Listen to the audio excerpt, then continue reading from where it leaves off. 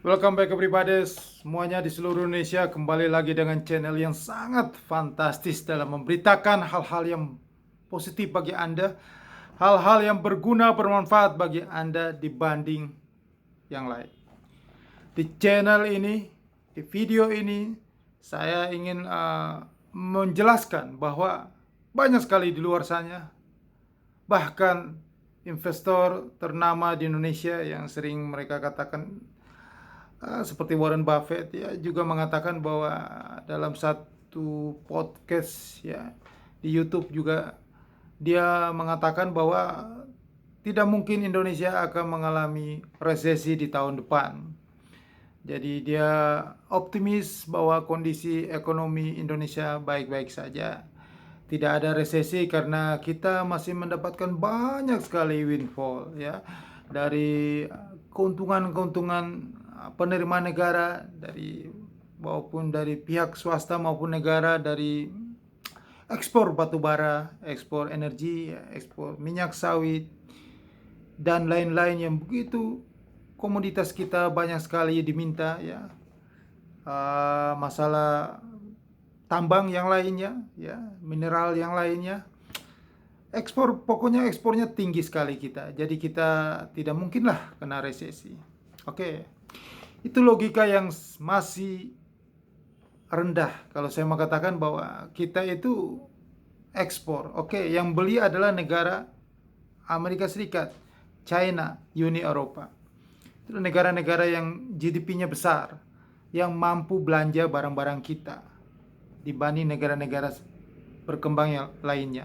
Karena negara-negara itu adalah negara-negara industri yang membutuhkan energi kita, ya, komoditas tambang kita, batu bara, minyak sawit, dan tambang-tambang mineral yang lainnya. Ya.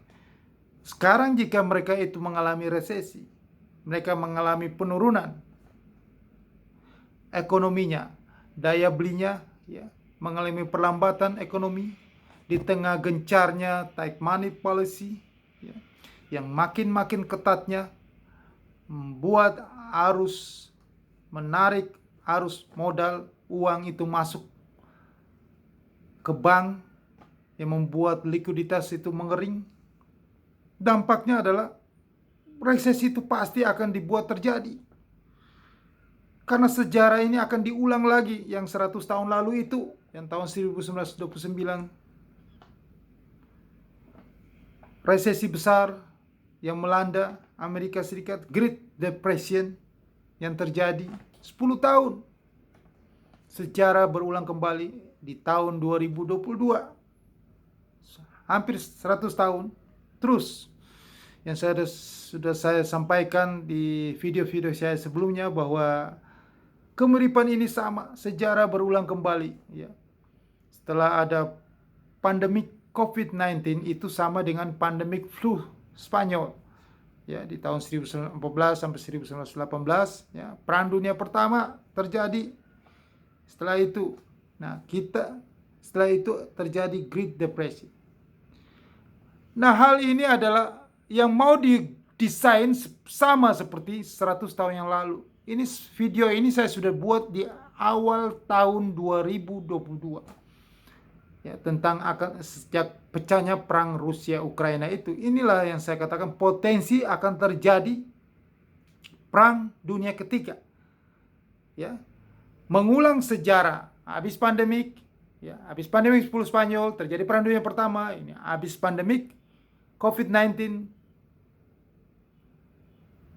Tujuannya adalah untuk resesi, tetapi belum resesi. Bursa saham naik lagi, maka terjadi pecah perang.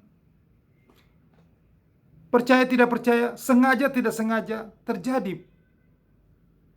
Secara logika kita lihat faktanya terjadi perang kan. Agresi Rusia ke Ukraina. Dan sampai detik ini NATO itu masih mencari-cari cara bagaimana supaya pecah perang multi bangsa. Jadi perang dunia ketiga itu harus terjadi. Bagaimana caranya mereka buat terjadi? Supaya ujung dari perang dunia ketiga itu bursa saham dunia jatuh. Indeks dolarnya naik menguat, maka harga mata uang negara-negara di dunia akan anjlok tajam terhadap dolar. Semua lari ke simpan uang ke safe haven, surat hutang Amerika Serikat, dan emas, logam mulia emas. Itu grand design yang percaya tidak percaya, ya bolehlah orang mengatakan itu grand design. Tapi saya katakan bahwa yang selalu di video saya, Anda ingat kata-kata saya tidak pernah berubah, konsisten dari dulu sampai detik ini. Di video saya selalu mengatakan bahwa sejak penciptaan manusia pertama sampai dengan detik ini, di dunia ini tidak ada hal yang baru. Tidak ada hal yang baru. Bungkusan aja yang baru. Casingnya aja yang baru. Mengenai penemuan baru yang dari offline jadi online, itu hanya casing aja. Tetapi yang berulang-ulang terus, sejarah itu berulang terus. Tidak ada perubahan, diulang-ulang aja terus. Diulang terus, tidak ada hal yang baru. Kejadian 100 tahun yang lalu mau diulang sekarang untuk 100 tahun lagi. Saya ini sudah hidup di dunia trading ini sejak lulus kuliah tahun 1998. Pas kejatuhan rezim Soeharto, saya melihat bagaimana rupiah kita jatuh terperosok dalam mata uang rupiah itu ke 17.000 lebih. Inflasi tinggi, kita pertumbuhan ekonomi kontraksi minus. Dan itu saya pikir, dan saya selalu melihat itu akan terulang terus di dunia ya. Dolar yen yang saya selalu katakan akan menembus 146 dan sekarang sudah tembus. Pound sterling sudah menembus 2 paritas dan tidak ada yang tidak mungkin jika 1 paritas terhadap US dollar akan tembus. Itu logika ekonomi dan fakta yang sejarah berulang terus, teknikal yang selalu saya lihat terus selama tahun 1998 sampai sekarang ini. Jadi kalau anak-anak baru muncul, anak milenial membuat konten mau edukasi orang, lu mau edukasi apaan? Umur lu aja baru seumur jagung, belum pernah lu baru hidup aja. Saya sudah trading, lu baru lahir. Bagaimana lu bisa tahu dari saya? Lu baru lahir, gue udah trading. Tentunya harus belajar dari orang yang lebih hidup sebelumnya. Dia punya pengalaman jam terbang. Dia sudah melihat rentetan sejarah yang terjadi dan berulang terus. Maka saya di awal tahun 2022, kalau Anda cek video saya sebelumnya, saya sudah memberitahu bahwa perang dunia ketiga itu akan terjadi.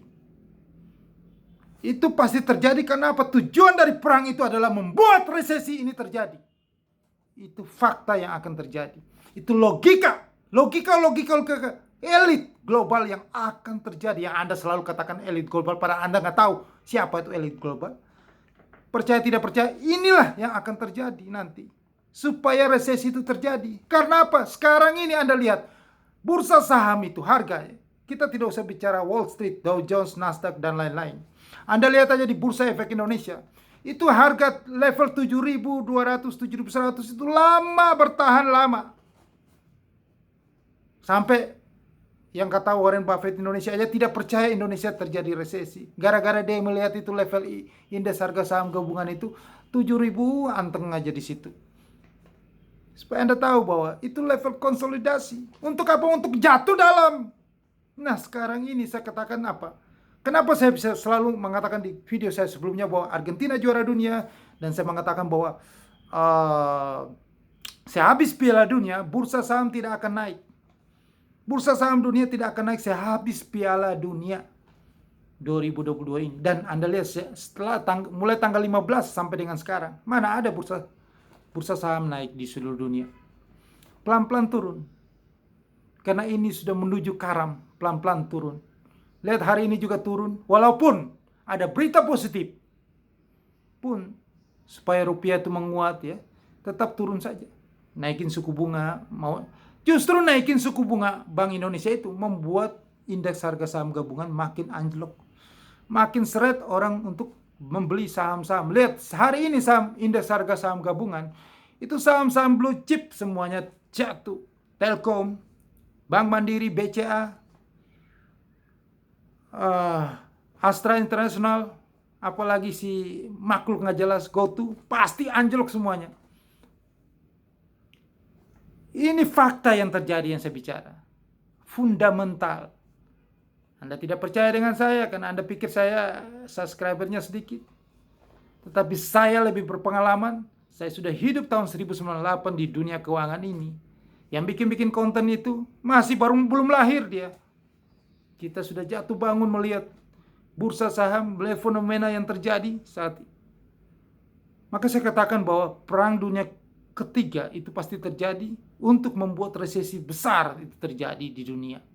Maka dampaknya apa? Yang tadi dikatakan bahwa Indonesia masih dapatkan ekspor dari energi. Bagaimana Indonesia mau dapatkan ekspor dari energi? Orang dunia lagi kacau, ada lagi perang. Tidak ada pabrik manufaktur yang berproduksi, tidak ada permintaan di dunia. Ya kita kena dampaknya. Segala sesuatu ya yang terjadi dengan dunia, negara-negara maju yang belanja, saya sudah katakan berkali-kali ya, di video saya selalu mengatakan bahwa logika bahwa kalau negara-negara maju sana tidak belanja, kita mati. Indeks harga saham itu logika. Anda harus lihat itu logika, jangan berbicara terlalu emosional. Maupun dia seorang investor besar pun dia emosional karena ada kepentingan. Dia bilang tidak ada kepentingan, tidak ada kepentingan saham dia takut jatuh.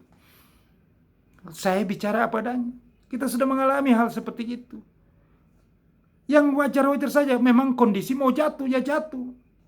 Makanya saya kasih edukasi kepada Anda, jangan membeli lagi saat ini. Kalau Anda sudah terlanjur membeli ya Anda, ya terserah Anda mau keluar tidak. Kalau Anda tidak keluar, berarti Anda harus hedging posisi Anda di di futures market. Kalau Anda tetap tidak mau keluar dari saham, Anda tetap mau memegang saham itu, saham jatuh, Anda trading di futures market. Memanfaatkan kondisi ekonomi yang menurun itu, harga-harga saham jatuh, Anda di indeks sahamnya. Begitu caranya, jalan keluarnya, solusinya yang saya berikan kepada Anda.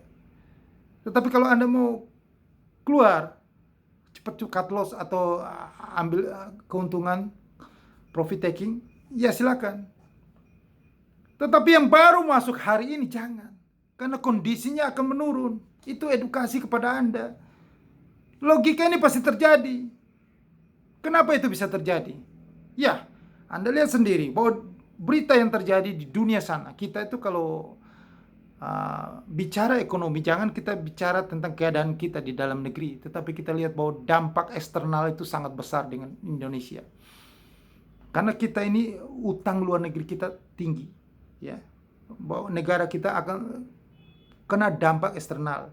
Dan kita yang tadi dikatakan bahwa menjual barang untuk penerimaan negara itu dari apa? Dari negara-negara di luar. Jadi kita harus melihat dampak kejadian yang akan dialami oleh negara-negara Eropa, China yang sampai dengan detik ini masih belum selesai COVID-19-nya. Ya, sudah tahun 2022 masih aja terjadi masalah dengan COVID. Ini dampak. Anda harus lihat itu, ya. Dan Amerika Serikat yang berjuang untuk menurunkan inflasi ke level 2%. Otomatis Amerika harus membuat ini resesi terjadi. Dia harus membuat ekonominya turun dalam, jatuh dalam supaya inflasi itu turun ke level 2%. Bagaimana caranya? Suku bunga sudah dikerek naik tinggi, tetapi bursa Wall Street itu belum jatuh-jatuh. Nasdaq juga belum jatuh-jatuh. Itu tujuan dia. Tetapi tidak jatuh-jatuh. Bitcoin cryptocurrency ini juga belum makan korban. Masih di level 16.000 US dollar. Harusnya jadi nol. Supaya banyak makan korban. Akhirnya uang seret di pasar. Maka terjadilah resesi. Tetapi belum. Belum, Anda lihat. Masih anteng aja. Karena apa? Orang belum masuk banyak ke obligasi Treasury bills Amerika dan gold. Harga emas dunia belum naik. Masih ada Bitcoin di 16.000 US dollar. Ini logika. Harusnya uang itu harus segera pindah dan masuk ke emas. Kepanikan terjadi dan harga logam mulia emas naik. Dan yang namanya safe haven, logam mulia emas dan US dollar.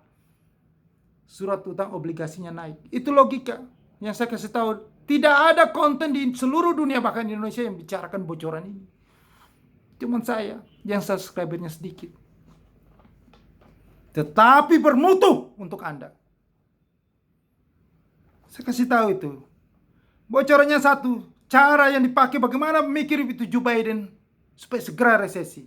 Maka tiba-tiba, walaupun ini sudah planning lama, Anda harus lihat peristiwa demi peristiwa itu, Anda harus lihat itu. Maka cepat-cepat dihubungilah itu Presiden Volodymyr Zelensky, Presiden Rusia, Ukraina. Kirim surat 3 hari yang lalu, terus dengan segala cara, bagaimana caranya intelijen di Ukraina mengatur supaya Presiden Volodymyr Zelensky itu bisa keluar dari Ukraina tanpa ketahuan mata-mata Rusia yang lagi mengincar dia untuk membunuh Presiden Zelensky di mana saja. Dia bisa keluar dengan naik kereta persembunyi ke Polandia. Sampai di Polandia, dia diterbangkan dengan pesawat ke Amerika Serikat, dikawal dengan jet tempur F-15, jet tempur mata-mata Amerika Serikat.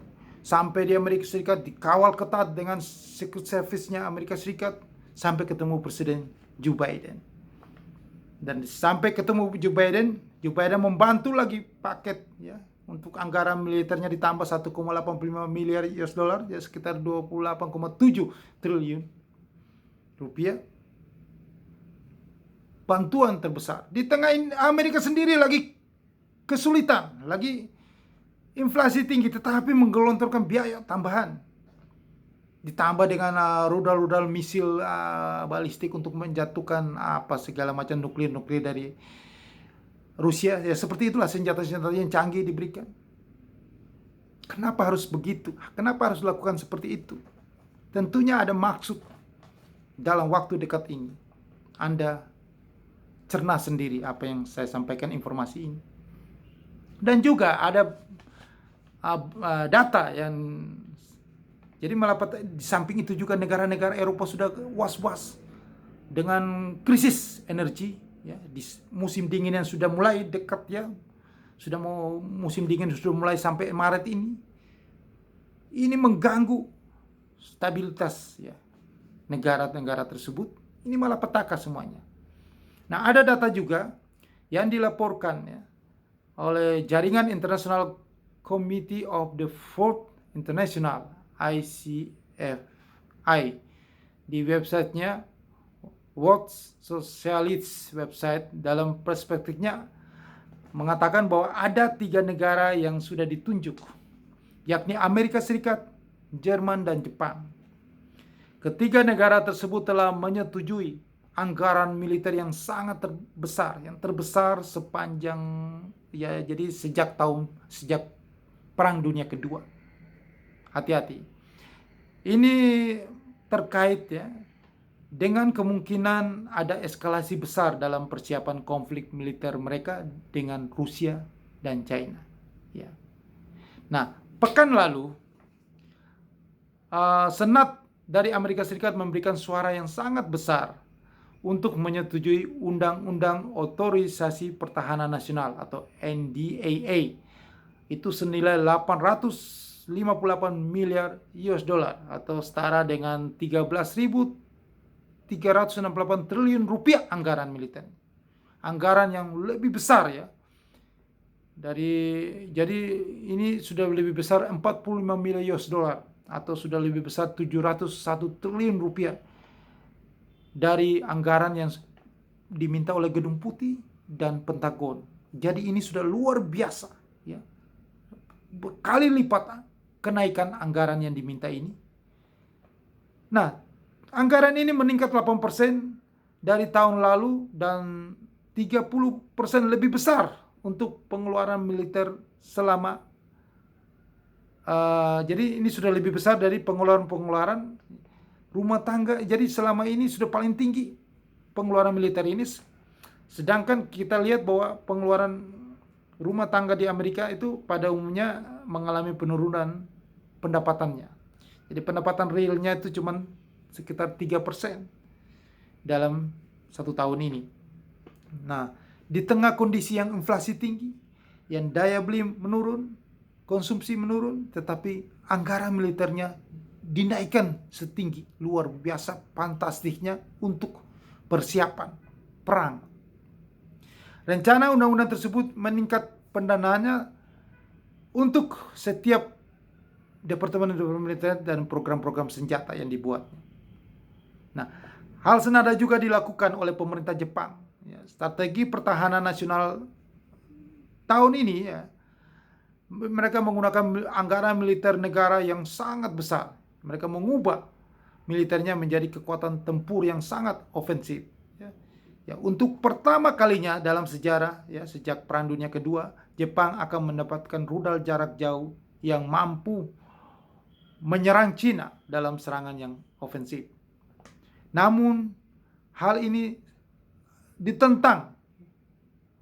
Hal ini tidak disetujui oleh penduduk Jepang sendiri, karena memang konstitusi Jepang sejak Perang Dunia Kedua tidak lagi mengatakan bahwa tidak perlu ada pertahanan untuk Angkatan Laut Jepang, untuk Angkatan Darat Jepang, Angkatan Udara Jepang. Dan Jepang tidak perlu lagi untuk mempertahankan. Jadi tidak ikut dalam konflik-konflik dalam perang. Tetapi ini sudah berbeda sekarang ini. Walaupun ditentang, tetap mereka melakukan persiapan anggaran yang besar, untuk kemungkinan terjadi perang nanti. Nah, itu pun sama dengan Komite Anggaran di Jerman yang juga sudah ada laporan mereka sudah memberikan suara menyetujui pembelian pesawat F-35 berkemampuan nuklir dari Amerika Serikat. Meskipun Jerman tidak memiliki senjata nuklirnya, mereka tidak mempunyai senjata nuklirnya sendiri, tetapi mereka sebagai anggota bagian dari NATO, Jerman berpartisipasi dalam pembagian. Mereka mendapatkan bagian senjata nuklir dari Amerika Serikat. Senjata nuklir dari Amerika Serikat itu ditempatkan di Jerman. Pembelian pesawat jet tempur F-35 adalah bagian dari paket pengeluaran Jerman yang untuk anggaran militernya sebesar 100 miliar US dollar. Yang kemarin yang sudah disahkan oleh Parlemen Jerman awal tahun 2022 ini. Jumlah ini naik 2 kali lipat dari pengeluaran militer Jerman sebelum-sebelumnya. Jadi ini Anda bisa lihat sendiri, analisanya sendiri. Keputusan Amerika Serikat, Jepang, Jerman ini, kita lihat bukan tanpa alasan. Sebab ini sudah dipicu oleh aliansi NATO yang telah menerbitkan dokumen strategi pada bulan Juni lalu 2022 yang mengatakan bahwa aliansi NATO harus bersiap untuk perang nuklir. Untuk perang antar bangsa yang intensitasnya tinggi melawan pesaing sejawat bersenjata nuklir, yaitu Rusia dan China. Maka perang nuklir ini pasti terjadi. Potensi kekacauan, potensi luar biasa besar dampaknya untuk apa? Untuk terjadi penurunan ekonomi, perlambatan ekonomi, terjadi resesi di seluruh dunia, terutama negara-negara maju dan dampaknya ke seluruh dunia. Itu pasti terjadi. Itu pasti terjadi supaya apa? Inflasi ini selesai turun. Maka resesi itu pasti terjadi. Dan inilah bocorannya bahwa mereka sudah mempersiapkan segala cara desainnya supaya akan terjadi kalau memang suku bunga dinaikkan tinggi. Tetapi bursa saham ini yang menyebabkan resesi, harus bursa sahamnya jatuh. Bursa sahamnya gak jatuh-jatuh, ya bikinlah perang. Harus terjadi perang supaya bursa saham dunia jatuh dan Bitcoin menuju 0 telur busuk. Oke? Itulah analisa yang luar biasa, bermanfaat, bocoran yang besar kepada Anda supaya Anda antisipasi. Anda harus cari solusinya. Solusinya adalah di futures market. Hanya futures market yang bisa melayani Anda, bisa memberikan Anda peluang cuan di kondisi ketidakpastian ekonomi, di kondisi resesi besar, di kondisi kekacauan perang, dan segala-gala macam yang terjadi nanti. Di akhir tahun ini, minggu-minggu terakhir di tahun 2022, dan kuartal pertama 2023 seterusnya. Ingat, futures market hanya di futures market. Nah, di bawah video ini saya sertakan emailnya di deskripsi. Anda email saya jika Anda belum mengetahui apa itu futures market dan apa itu peluangnya. Email saya jelaskan lebih detail untuk Anda panjang lebar. Dan Anda yang sudah ngerti futures market, tetapi masih saja bandel ya di broker-broker yang tidak terregulasi dengan Bapepti, ingat, tahun-tahun ini masa-masa sulit, masa kekeringan likuiditas. Jangan sampai Anda tidak bisa menarik dana Anda yang profit itu. Itu kemungkinan-kemungkinan yang bisa terjadi kalau Anda trading di broker-broker yang tidak terregulasi dengan pemerintah. Masalahnya itu berulang-ulang terus. Masalahnya sama, yaitu Anda akan di-scam. Semoga itu tidak terjadi, tetapi baiknya Anda bijak, Anda di broker yang terregulasi dengan Bapepti. Saya sediakan di deskripsi video ini link brokernya, Anda join segera. Oke, sukses untuk Anda. Jangan lupa subscribe channel YouTube ini dan sebarkan kepada semua orang supaya mereka mendapatkan manfaat yang sama. Jangan lupa juga setelah subscribe tekan lonceng juga. Sukses untuk Anda.